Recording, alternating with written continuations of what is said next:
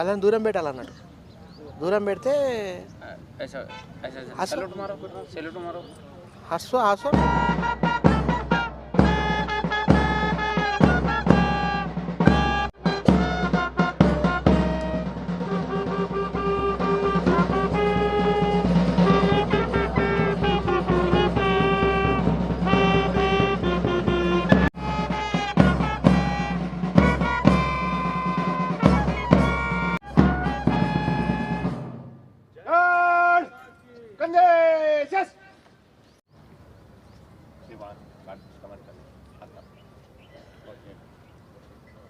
సంతోషం.